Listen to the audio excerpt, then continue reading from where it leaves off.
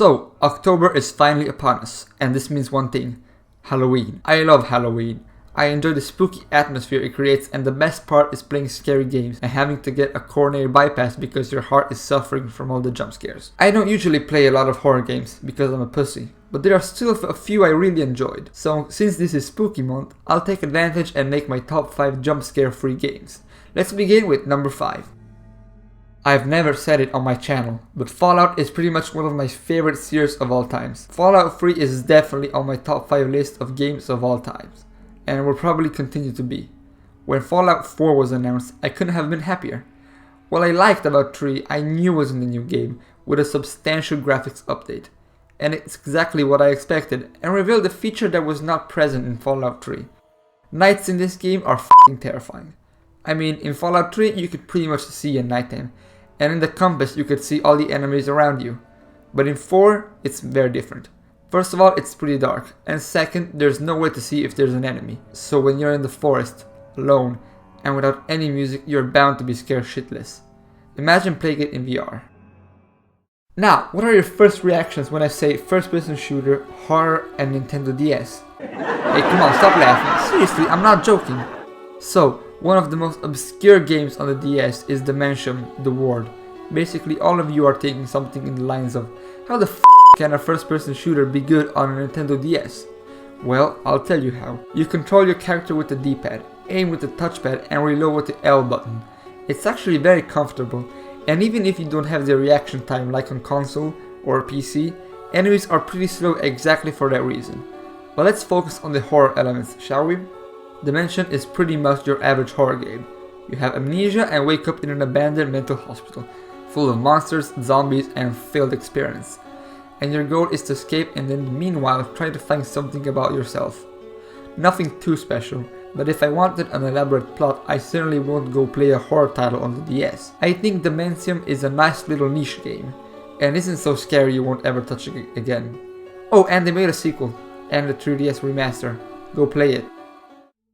One of the longest neglected Nintendo characters was Luigi. He is everyone's fan favorite, so Nintendo obviously had to make a game about him. The final result was the launch title for the GameCube, and a very fun game, Luigi's Mansion. Why not exactly a real horror game? The whole theme is that of a spooky mansion, a spooky professor, and spooky ghosts, all told through a very light-hearted tone which I don't mind. Puzzles are fun, and the game oozed with Nintendo polish. For that time, these graphics were pretty impressive. While not the grandiose adventure some fans were looking for, Luigi's Mansion is a perfect game for an often overlooked sidekick. By the way, they also made an awesome sequel for the 3DS. As Halo is Microsoft's flagship title, the means of selling more Xboxes, Uncharted is basically Sony's premier exclusive. So naturally everybody was excited when Naughty Dog announced their new game wouldn't be in the Uncharted series. Their last game for the PS3 was The Last of Us, and it was released to critical acclaim. Survival horror games were a new thing then, and zombies were practically everywhere. But what came out was absolutely stunning. Boasting incredible graphics, a compelling and emotional storyline, and the usual amazing Naughty Dog gameplay, this game was played by many people that don't usually play horror games, including me. I appreciated it because there weren't any jump scares, but the scary moments were definitely there. Creeping around a hallway full of zombies without making a sound is definitely nerve-wracking, and why it earned my second place. But without further ado, let's proceed to the number 1 spot on today's list. What is one of the most successful horror games that manages to scare people and be highly considered even to this day? The answer is Amnesia: The Dark Descent.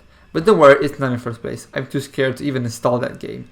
Instead, I'll focus on Frictional Games' latest title, one that not many people have played, but the few who have were very pleasantly surprised. Soma presents itself as another survival horror game, which is probably why it wasn't very successfully commercially, because at one point the market was saturated by Amnesia clones, and consumers eventually overlooked the genre. Instead, I think that Soma is a very unique game, as it merges typical horror styles of play, such as hiding and not being able to hit the enemies, with a very deep and philosophical plot, with plenty of lore and background history to discover.